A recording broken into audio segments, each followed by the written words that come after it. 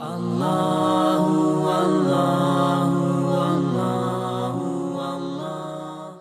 یوسف کی آیت نمبر 50، سورہ یوسف کا 7واں رکوع اور 12ویں پارے کا 17واں رکوع، 12ویں پارے کا آخری رکوع۔ حضرت یوسف علیہ السلام سے اس شخص نے یہ تعبیر سنی اور واپس ہوا اور بادشاہ کی خدمت میں جا کر تعبیر بیان کی۔ بادشاہ کو یہ تعبیر بہت پسند آئی اور اسے یقین ہوا کہ جیسا حضرت یوسف علیہ السلام نے فرمایا ہے ضرور ویسا ہی ہوگا۔ بادشاہ کو شوق پیدا ہوا کہ اس خواب کی تعبیر خود حضرت یوسف علیہ السلام کی زبان مبارک سے وہ سنے۔ چنانچہ ارشاد ہے وَقَالَ الْمَلِكُ ائْتُونِي بِهِ، اور بادشاہ بولا کہ انہیں میرے پاس لے آؤ۔ فَلَمَّا جَاءَهُ الرَّسُولُ، تو جب یوسف کے پاس ایلچی آیا، قاصد آیا، اور اس نے حضرت یوسف علیہ السلام کی خدمت میں بادشاہ کا پیغام عرض کیا، قال ارجع الى ربک، تو حضرت یوسف علیہ السلام نے فرمایا اپنے بادشاہ کے پاس پلٹ جا۔ فاسألہ ما بال النسوة اللاتی قطعن ایدیہن، پھر اس سے پوچھ کیا حال ہے ان عورتوں کا جنہوں نے اپنے ہاتھ کاٹے تھے، یعنی بادشاہ سے درخواست کر کہ وہ عورتوں سے پوچھے اور تفتیش کرے کہ معاملہ کیا ہے۔ ان ربی بکیدہن علیم، بے شک میرا رب ان کا فریب جانتا ہے۔ یہ آپ نے اس لیے فرمایا تاکہ بادشاہ کے سامنے آپ کی براءت اور بے گناہی معلوم ہو جائے،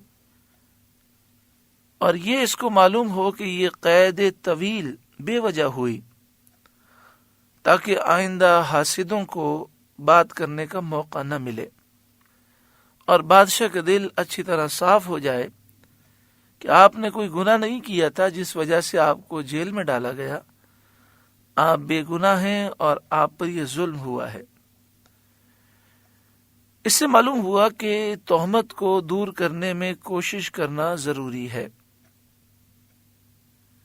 اب قاصد حضرت یوسف علیہ السلام کے پاس سے یہ پیغام لے کر بادشاہ کی خدمت میں پہنچا۔ بادشاہ نے سن کر عورتوں کو جمع کیا اور ان کے ساتھ عزیز مصر کی زوجہ زلیخا کو بھی بلایا۔ قال، بادشاہ نے کہا ما خطبکن اذ راوتن یوسف عن نفسہ، اے عورتوں تمہارا کیا کام تھا جب تم نے یوسف کا جی لبھانا چاہا، انہیں اپنی طرف مائل کرنے کی کوشش کی۔ بادشاہ نے عورتوں سے پوچھا بتاؤ معاملہ کیا ہے؟ قلنا حاش للہ ما علمنا علیہ من سوء، وہ عورتیں بولیں اللہ کو پاکی ہے، ہم نے ان میں کوئی برائی نہ پائی، کوئی بدی نہ پائی۔ یعنی عورتوں نے گواہی دی کہ حضرت یوسف علیہ السلام ہر گناہ سے بری ہیں، ساری کوتاہیاں ہماری طرف سے تھیں۔ قالت امرأۃ العزیز الآن حصحص الحق، عزیز مصر کی بیوی بولی یعنی زلیخا، اب اصلی بات کھل گئی۔ انا راودتہ عن نفسہ، میں نے ان کا جی لبھانا چاہا تھا، میں نے انہیں اپنی طرف مائل کرنے کی کوشش کی۔ وَإِنَّهُ لَمِنَ الصَّادِقِينَ، اور وہ بے شک سچے ہیں۔ بادشاہ نے حضرت یوسف علیہ السلام کے پاس پیغام بھیجا کہ عورتوں نے آپ کی پاکی بیان کی اور عزیز مصر کی زوجہ زلیخا نے اپنے گناہ کا اقرار کر لیا۔ اس پر حضرت یوسف علیہ السلام نے فرمایا ذَلِكَ لِيَعْلَمَ أَنِّي لَمْ أَخُنْهُ بِالْغَيْبِ، یہ میں نے اس لیے کیا کہ عزیز کو معلوم ہو جائے کہ میں نے پیٹھ پیچھے اس کی خیانت نہ کی. وَأَنَّ اللَّهَ لَا يَهْدِي كَيْدَ الْخَائِنِينَ، اور اللہ دغا بازوں کا مکر نہیں چلنے دیتا. یعنی جو خیانت کرنے والے ہوتے ہیں انہیں اللہ ذلیل و رسوا فرماتا ہے. یا آپ نے فرمایا کہ یہ ساری تحقیقات کرانے کا مقصد یہ تھا کہ اگر عزیز مصر کے دل میں یہ خیال ہو کہ میں نے حضرت یوسف علیہ السلام کو اپنے محل میں رکھا اور ان کا اتنا خیال رکھا، لیکن انہوں نے پیٹھ پیچھے خیانت کی، تو اس کے دل سے بات نکل جائے کہ حضرت یوسف علیہ السلام کا کوئی قصور نہ تھا. 12واں پارہ الحمدللہ مکمل ہوا. اللہ رب العالمین اس کے نور سے ہمارے قلوب کو روشن و منور فرمائے. 13ویں پارے کا آغاز ہے. اللہ رب العالمین نے ارشاد فرمایا وَمَا أُبَرِّئُ نَفْسِي، حضرت یوسف علیہ السلام نے فرمایا اور میں اپنے نفس کو بے قصور نہیں بتاتا. جب زلیخا نے اقرار کر لیا تو اس کے بعد حضرت یوسف علیہ السلام نے جو یہ فرمایا تھا کہ میں نے اپنی برات کا اظہار اس لیے چاہا تھا تاکہ عزیز مصر کو یہ معلوم ہو جائے کہ میں نے اس کی غیر موجودگی میں اس کی خیانت نہیں کی تھی، اور اس کے اہل کی حرمت خراب کرنے سے میں مجتنب رہا ہوں. یعنی میرا کوئی قصور نہیں ہے، میں نے کوئی غلط کام نہیں کیا، اور جو الزام مجھ پر لگائے گئے ہیں میں ان سے پاک ہوں. یہ جو آپ نے فرمایا، اس کے بعد آپ کا خیال مبارک اس طرف گیا کہ اس میں اپنی طرف پاکی کی نسبت اور اپنی نیکی کا بیان ہے. ایسا نہ ہو کہ اس میں شان خود بینی اور خود پسندی کا شائبہ بھی آ جائے. اسی لیے اللہ تعالیٰ کی بارگاہ میں تواضع اور انکساری اور عاجزی سے آپ نے عرض کیا کہ میں اپنے نفس کو بے قصور نہیں بتاتا. وما ابرئ نفسی، اور میں اپنے نفس کو بے قصور نہیں بتاتا.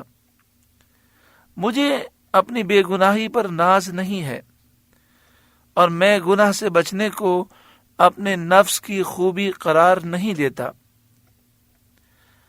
نفس کی جنس کا یہ حال ہے کہ ان النفس لامارۃ بالسوء، بے شک نفس تو برائی کا بڑا حکم دینے والا ہے.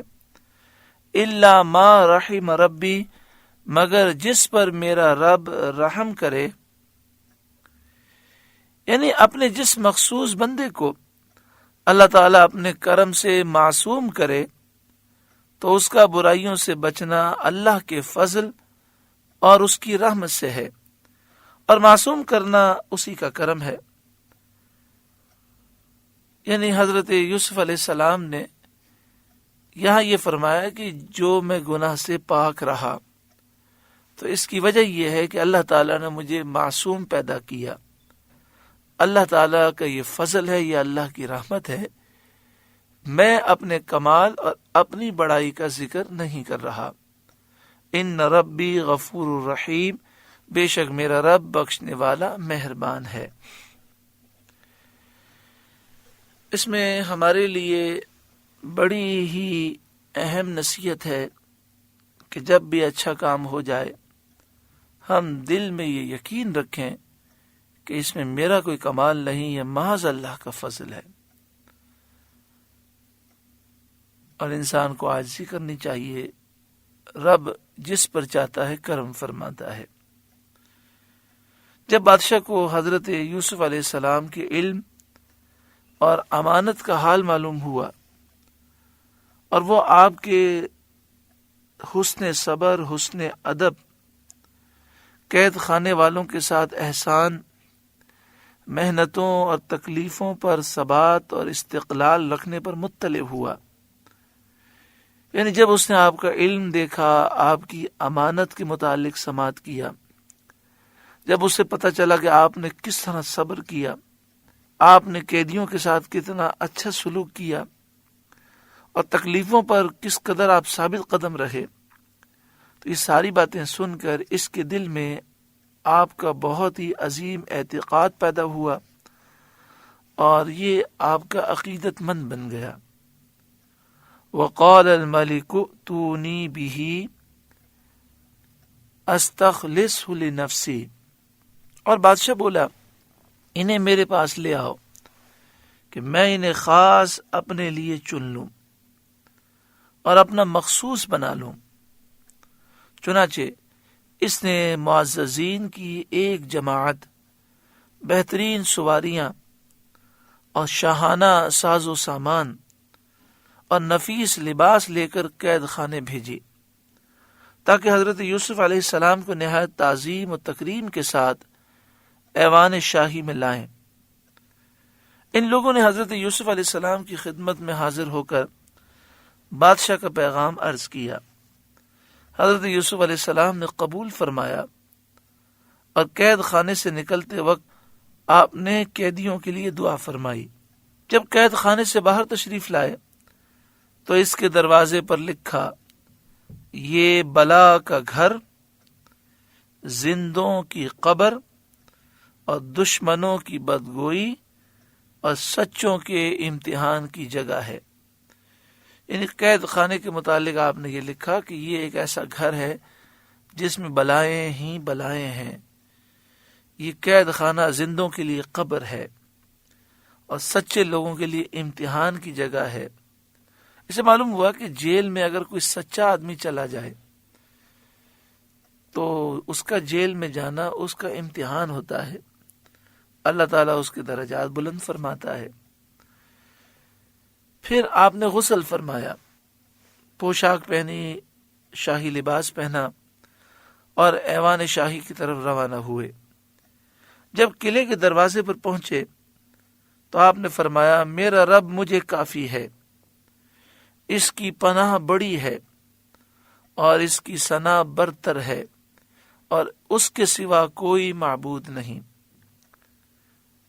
پھر قلعے میں داخل ہوئے، بادشاہ کے سامنے پہنچے تو یہ دعا کی، یا رب تیرے فضل سے اس بادشاہ کی بھلائی طلب کرتا ہوں اور اس بادشاہ کی اور دوسروں کی برائی سے تیری پناہ چاہتا ہوں۔ جب بادشاہ سے نظر ملی تو آپ نے عربی میں سلام فرمایا۔ بادشاہ نے پوچھا، یہ کون سی زبان ہے؟ آپ نے فرمایا، یہ میرے چچا حضرت اسماعیل علیہ السلام کی زبان ہے۔ چچا اس مناسبت سے کہ حضرت یوسف علیہ السلام کے والد ہیں حضرت یعقوب علیہ السلام، اور یعقوب علیہ السلام کے چچا ہیں حضرت اسماعیل علیہ السلام۔ در حقیقت اسماعیل علیہ السلام حضرت اسحاق علیہ السلام سے بڑے ہیں، تو ان کو ہمارے عرف میں تایا کہتے ہیں۔ تو حضرت یعقوب علیہ السلام کے والد ہیں حضرت اسحاق علیہ السلام اور آپ کے تایا ہیں حضرت اسماعیل علیہ السلام۔ تو آپ نے فرمایا، یہ میرے عم عربی میں چچا کو اور تایا کو کہتے ہیں، یہ میرے تایا حضرت اسماعیل علیہ السلام کی زبان ہے۔ پھر آپ نے اس کو عبرانی زبان میں دعا دی۔ اس نے پوچھا، یہ کون سی زبان ہے؟ آپ نے فرمایا، یہ میرے والد کی زبان ہے، حضرت یعقوب علیہ السلام کی زبان ہے۔ بادشاہ یہ دونوں زبانیں نہ سمجھ سکا، باوجود اس کے کہ بادشاہ کو 70 زبانیں آتی تھیں۔ پھر اس نے 70 زبانوں میں گفتگو شروع کی، کبھی کسی زبان میں گفتگو کرتا، کبھی کس زبان میں۔ تو جس زبان میں حضرت یوسف علیہ السلام سے اس نے گفتگو کی، آپ نے اسی زبان میں اس کو جواب دیا۔ اس وقت ایک روایت کے مطابق حضرت یوسف علیہ السلام کی عمر مبارک 30 سال کی تھی، اور یہ جو روایت ہے 30 سال کی، اس روایت کے مطابق یہ ہے کہ حضرت یوسف علیہ السلام کو جب کنویں میں ڈالا گیا اس وقت آپ کی عمر 7 سال یا 12 سال تھی، اور جب آپ کو قید خانے میں ڈالا گیا زلیخا کے کہنے پر تو اس وقت آپ کی عمر 18 سال تھی، اور پھر آپ 12 سال جیل میں رہے۔ جب جیل سے باہر نکلے تو آپ کی عمر 30 سال تھی۔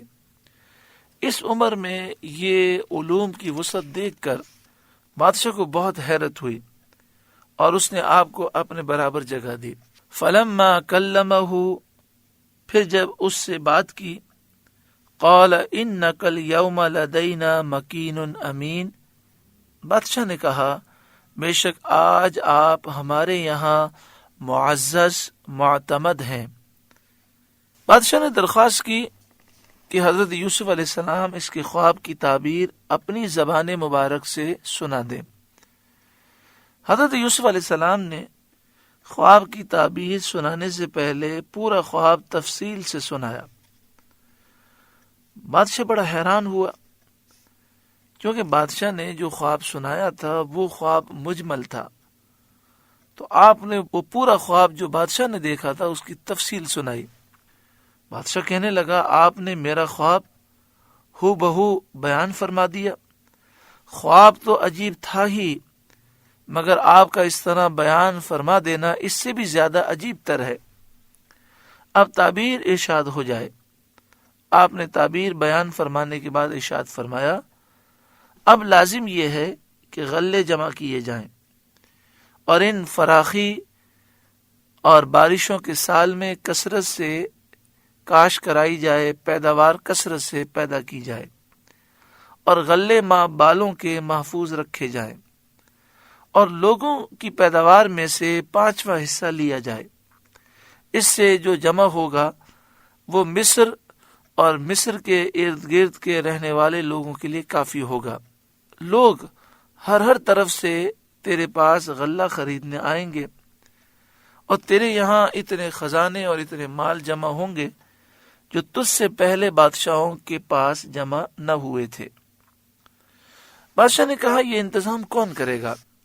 قال اجعلنی علی خزائن الارض، حضرت یوسف علیہ السلام نے فرمایا مجھے زمین کے خزانوں پر کر دے، یعنی مصر کے خزانے میرے ہاتھ میں دے دے.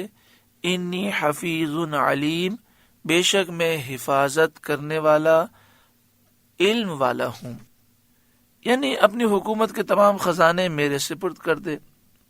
بادشاہ نے کہا آپ سے زیادہ اس کا مستحق اور کون ہو سکتا ہے؟ یہ کہہ کر بادشاہ نے اس بات کو منظور کر لیا.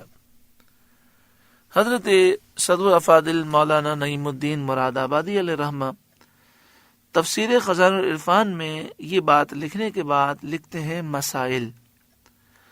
احادیث میں طلب امارت کی ممانعت آئی ہے. احادیث میں یہ منع ہے کہ انسان حکومت کی طلب کرے.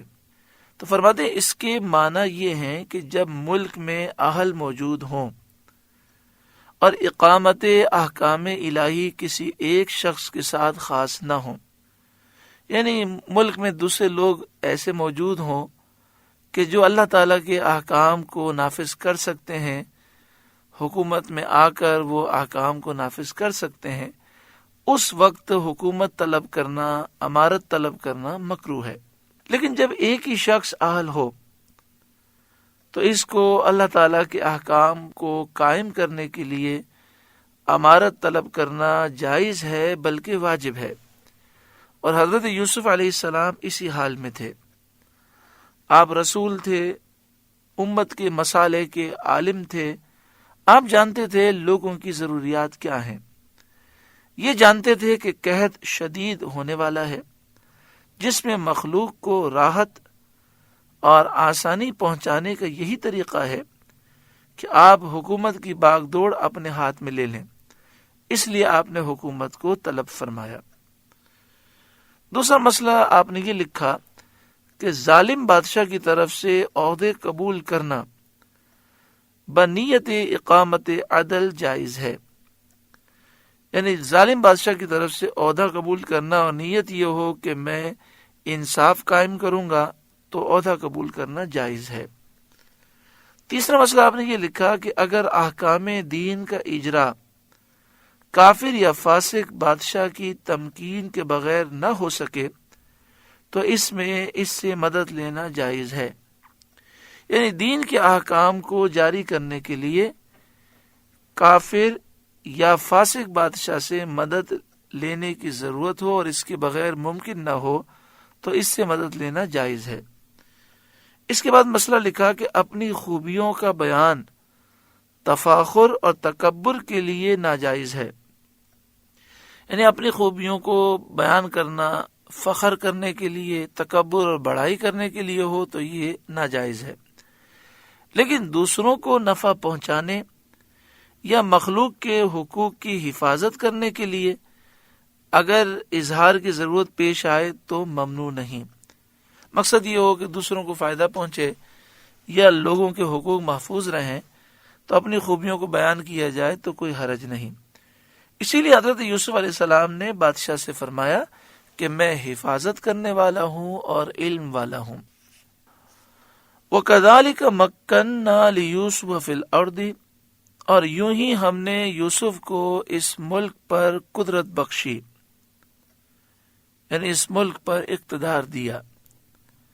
يَتَبَوَّأُ مِنْهَا حَيْثُ يَشَاءُ، اس میں جہاں چاہے رہے۔ سب حضرت یوسف علیہ السلام کے تحت تصرف ہے، یعنی اللہ تبارک و تعالی نے پورا ملک اور ساری چیزیں حضرت یوسف علیہ السلام کے تصرف میں دے دیں۔ بادشاہ سے حکومت طلب کرنے کے 1 سال بعد بادشاہ نے حضرت یوسف علیہ السلام کو بلا کر آپ کی تاج پوشی کی اور تلوار اور مہر آپ کے سامنے پیش کی، اور آپ کو طلائی تخت پر یعنی سونے کے تخت پر تخت نشین کیا۔ وہ تخت جواہرات سے مرصع تھا، جگہ جگہ اس میں ہیرے جواہرات لگے تھے، اور بادشاہ نے اپنا ملک آپ کو سپرد کر دیا، اور قطفیر عزیز مصر کو معزول کر کے آپ کو اس کی جگہ والی بنایا، اور تمام خزانے آپ کو سپرد کر دیے، اور سلطنت اور حکومت کے تمام امور آپ کے ہاتھ میں دے دیے، اور خود آپ کا تابع ہو گیا کہ آپ کی رائے میں دخل نہ دیتا تھا اور آپ کے ہر حکم کو مانتا تھا۔ اسی زمانے میں عزیز مصر کا انتقال ہو گیا۔ تفسیر روح البیان میں ہے کہ عزیز مصر کے انتقال کے بعد زلیخا نے جنگل میں ایک جھوپڑی ڈال دی، اور سارا مال انہوں نے اپنا خرچ کیا، یعنی کوئی بھی شخص آ کر ان کے سامنے حضرت یوسف علیہ السلام کا ذکر کرتا تو وہ اتنی خوش ہوتی کہ اپنا مال ہیرے جواہرات اسے دے دیتی، یہاں تک کہ سارا مال انہوں نے خرچ کر دیا۔ اب بھوک و افلاس کی زندگی تھی، جھوپڑی میں وہ رہتی تھیں اور نابینا ہو گئی تھیں، بڑھاپا آ چکا تھا۔ بعض مفسرین نے کہا کہ اس وقت ان کی عمر 90 سال ہو گئی تھی۔ ایک دن انہیں معلوم یہ ہوا کہ فلاں جگہ سے حضرت یوسف علیہ السلام کی سواری گزرتی ہے، تو وہ اپنی جھوپڑی وہاں لے کر آ گئی۔ جب بھی حضرت یوسف علیہ السلام کی سواری گزرتی تو یہ جھوپڑی سے باہر نکل کر حضرت یوسف علیہ السلام کو پکارتے ہیں، لیکن لوگوں کا شور اتنا ہوتا، اتنا بڑا لشکر ہوتا کہ آپ کی آواز کی طرف حضرت یوسف علیہ السلام کی توجہ نہ ہوتی۔ اللہ تعالیٰ کی حکمتیں تھیں۔ زلیخا اس وقت بت پرست تھیں۔ ایک دن انہیں غصہ آیا، اپنے بت کو توڑ دیا اور کہا کہ تو بھی بڑا نکما ہے، کسی کام کا نہیں ہے، اور تیری جو پوجا کرے وہ بھی انتہائی بے وقوف ہے۔ پھر کہنے لگی میں یوسف کے رب پر ایمان لائی۔ پھر انہوں نے سچے دل سے توبہ کی۔ پھر وہ اپنی جھوپڑی کے باہر ایک دن بیٹھی تھیں، حضرت یوسف علیہ السلام کی سواری دور سے گزر رہی تھی، تو انہوں نے ایک جملہ کہا۔ وہ جملہ یہ تھا کہ اللہ رب العالمین کے لیے حمد ہے کہ جس نے غلاموں کو اطاعت کی وجہ سے بادشاہ بنا دیا اور بادشاہوں کو نافرمانی کی وجہ سے غلام بنا دیا۔ تو اللہ تعالیٰ نے ہوا کو حکم دیا، ہوا زلیخا کی یہ بات حضرت یوسف علیہ السلام تک لے کر آئی۔ آپ کی آنکھوں میں آنسو آ گئے۔ آپ نے فرمایا یہ بڑھیا سے پوچھو کہ اس کی کیا حاجت ہے۔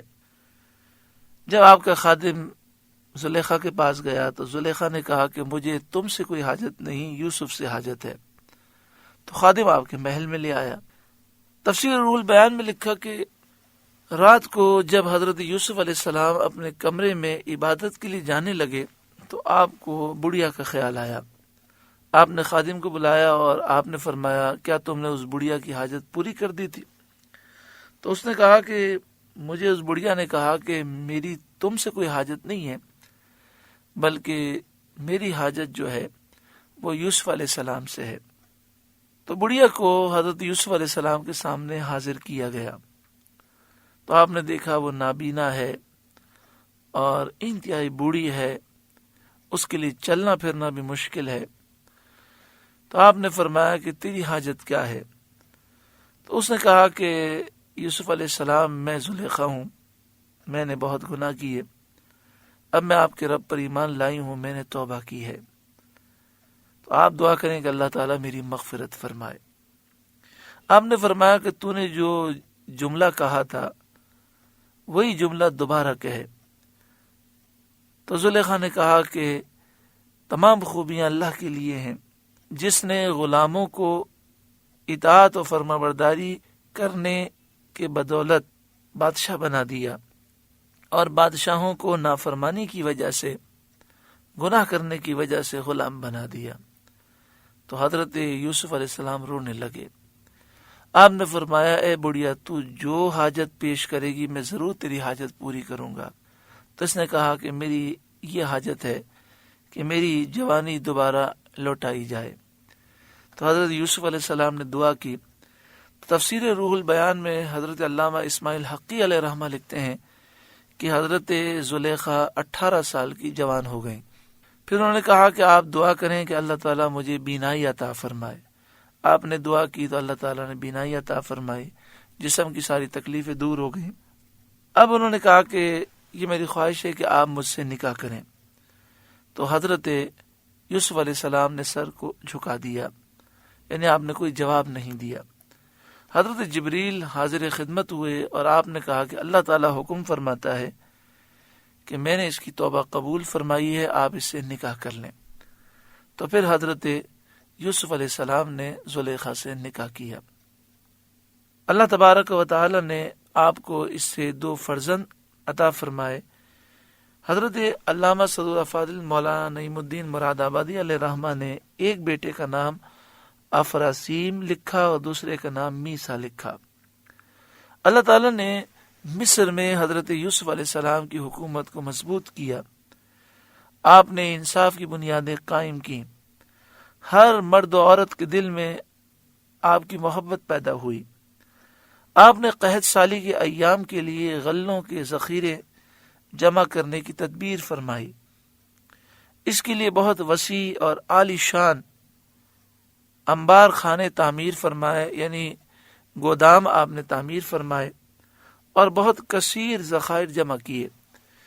جب فراخی کے سال گزر گئے، یعنی 7 سال گزر گئے جس میں خوب بارشیں ہوئیں اور غلہ خوب جمع کر لیا گیا، اور پھر اب قحط کا زمانہ آیا، تو آپ نے بادشاہ کے لیے اور اس کے تمام خدام کے لیے روزانہ صرف ایک وقت کا کھانا مقرر فرما دیا. ایک دن دوپہر کے وقت بادشاہ نے حضرت یوسف علیہ السلام سے بھوک کی شکایت کی. آپ نے فرمایا یہ قحط کی ابتدا کا وقت ہے، لہذا ہمیں احتیاط سے چلنا ہوگا. پہلے سال میں لوگوں کے پاس جو ذخیرے تھے سب ختم ہو گئے، بازار خالی رہ گئے. اہل مصر حضرت یوسف علیہ السلام سے غلہ خریدنے لگے اور ان کے تمام درہم دینار حضرت یوسف علیہ السلام کے پاس آ گئے. دوسرے سال زیورات اور جواہرات سے انہوں نے غلہ خریدا اور وہ تمام زیورات، جواہرات، ہیرے، یہ سب حضرت یوسف علیہ السلام کے پاس آ گئے. لوگوں کے پاس زیور اور ہیرے جواہرات کی قسم میں سے کوئی چیز باقی نہ رہی. تیسرے سال لوگ غلہ لینے کے لیے آئے تو اپنے جانور چوپائے دے کر انہوں نے غلہ خریدا. ملک میں جتنے جانور تھے سب کے مالک حضرت یوسف علیہ السلام بن گئے. چوتھے سال میں وہ غلہ لینے کے لیے آئے تو اپنے تمام غلاموں کو اور اپنی تمام کنیزوں کو حضرت یوسف علیہ السلام کے ہاتھ انہوں نے بیچ دیا. پانچویں سال انہوں نے اپنی تمام زمینیں، اپنے تمام مکانات، اپنی تمام جاگیریں فروخت کر کے حضرت یوسف علیہ السلام سے غلہ خریدا، اور یہ تمام چیزوں کے حضرت یوسف علیہ السلام مالک ہو گئے۔ چھٹے سال جب کچھ نہ رہا تو انہوں نے اپنے بچوں کو بیچ دیا۔ اس طرح غلے خرید کر انہوں نے وہ وقت گزارا۔ 7ویں سال کچھ بھی نہ رہا تو وہ خود آئے اور خود بک گئے اور حضرت یوسف علیہ السلام کے غلام بن گئے۔ مصر میں کوئی شخص آزاد مرد و عورت باقی نہ رہا۔ پورے مصر میں جو مرد تھا وہ حضرت یوسف علیہ السلام کا غلام تھا، پورے مصر میں جو عورت تھی وہ حضرت یوسف علیہ السلام کی کنیز تھی۔ لوگوں کی زبان پر تھا کہ حضرت یوسف علیہ السلام جیسی عظمت و جلالت کبھی کسی بادشاہ کو میسر نہ آئی۔ حضرت یوسف علیہ السلام نے بادشاہ سے کہا، تو نے دیکھا اللہ کا مجھ پر کیسا کرم ہے، اس نے مجھ پر ایسا احسان عظیم فرمایا، اب ان کے حق میں تیری کیا رائے ہے؟ یعنی آپ نے بادشاہ سے پوچھا کہ سب لوگ میرے غلام بن گئے، ان کے بچے میرے غلام ہیں، ان کا سارا مال، سارے اسباب میری ملکیت میں آ گئے، اب اے بادشاہ تو بتا کہ میں ان کے لیے کیا فیصلہ کروں؟ بادشاہ نے کہا، جو آپ کی رائے ہو وہ آپ کریں، ہم آپ کے تابع ہیں۔ تو حضرت یوسف علیہ السلام نے فرمایا، میں اللہ کو گواہ کرتا ہوں اور تجھ کو گواہ کرتا ہوں کہ میں نے تمام مصر کے لوگوں کو آزاد کیا اور ان کے تمام مال اور ان کی تمام جائیدادیں، تمام جاگیریں واپس کی۔ یہ جو قحط سالی کا زمانہ تھا، اس میں حضرت یوسف علیہ السلام نے کبھی پیٹ بھر کر کھانا نہیں کھایا۔ آپ سے عرض کیا گیا کہ اتنے عظیم خزانوں کے مالک ہو کر آپ بھوکے رہتے ہیں۔ آپ نے فرمایا، اس اندیشے سے میں سیر ہو کر نہیں کھاتا کہ کہیں ایسا نہ ہو کہ میں بھوکوں کو بھول جاؤں۔ سبحان اللہ، کیا پاکیزہ اخلاق ہیں۔ مفسرین فرماتے ہیں کہ مصر کے تمام مرد اور تمام عورتیں حضرت یوسف علیہ السلام کے خریدے ہوئے غلام اور کنیزیں بن گئے۔ اس میں اللہ تعالیٰ کی یہ حکمت تھی کہ کسی کو یہ کہنے کا موقع نہ ہو کہ حضرت یوسف علیہ السلام غلام کی شان میں آئے تھے اور مصر کے ایک شخص کے خریدے ہوئے ہیں، بلکہ سب مصری ان کے خریدے ہوئے اور آزاد کیے ہوئے غلام ہوں۔ اور حضرت یوسف علیہ السلام نے جو اس حالت میں صبر کیا، اس کی یہ جزا دی گئی۔ یعنی اللہ تعالیٰ نے چاہا کہ کوئی یہ نہ کہہ سکے کہ یوسف تو غلام تھے اور بادشاہ بن گئے۔ سب کی زبانوں میں جاری ہو گیا کہ پورے مصر کے تمام لوگ حضرت یوسف علیہ السلام کے غلام تھے اور سارے مال حضرت یوسف علیہ السلام کے تھے، اور حضرت یوسف علیہ السلام نے احسان کیا اور سب کو آزاد کیا اور ان کے مال انہیں واپس فرمائے۔ آگے ارشاد فرمایا، نصیب برحمتنا من نشاء، ہم اپنی رحمت جسے چاہیں پہنچائیں، یعنی ملک، سلطنت، نبوت ہم جسے دینا چاہتے ہیں دیتے ہیں۔ ولا نضیع اجر المحسنین، اور ہم نیک لوگوں کے اجر کو ضائع نہیں کرتے۔ ولا اجر الآخرۃ خیر للذین آمنوا، اور بے شک آخرت کا ثواب ان کے لیے بہتر جو ایمان لائے۔ وکانوا یتقون، اور پرہیزگار رہے، یعنی جو ایمان لائے اور جنہوں نے پرہیزگاری اختیار کی، دنیا میں بھی وہ نوازے جاتے ہیں، اور آخرت کا جو ثواب ہے وہ دنیا کی نعمتوں سے بہت بڑھ کر ہے۔ اس سے ثابت ہوا کہ حضرت یوسف علیہ السلام کے لیے آخرت کا اجر و ثواب اس سے بہت زیادہ افضل اور اعلیٰ ہے جو اللہ تعالیٰ نے انہیں دنیا میں عطا فرمایا۔ مفسرین فرماتے ہیں، مومن اپنی نیکیوں کا پھل دنیا اور آخرت دونوں میں پاتا ہے، اور کافر جو کچھ پاتا ہے دنیا ہی میں پاتا ہے، آخرت میں اس کا کوئی حصہ نہیں۔ مفسرین نے بیان کیا ہے کہ جب قحط کی شدت ہوئی اور بلائے عظیم عام ہو گئی، تمام بلاد و امصار قحط کی سخت تر مصیبت میں مبتلا ہوئے، اور ہر جانب سے لوگ غلہ خریدنے کے لیے مصر پہنچنے لگے، تو حضرت یوسف علیہ السلام کسی کو ایک اونٹ کے وزن سے زیادہ غلہ نہیں دیتے تھے تاکہ برابری رہے اور سب کی مصیبت دور ہو۔ قحط کی جیسی مصیبت مصر اور تمام ملکوں میں آئی، شہروں میں آئی، ایسی کنعان میں بھی آئی۔ اس وقت حضرت یعقوب علیہ السلام نے بنیامین کے سوا اپنے 10 بیٹوں کو غلہ خریدنے مصر بھیجا، جس کا ذکر اگلے رکوع میں ہے۔ الحمدللہ سورہ یوسف کا 7واں رکوع مکمل ہوا۔ اللہ رب العالمین اس رکوع کے نور سے ہمارے قلوب کو روشن و منور فرمائے۔ اللہ اللہ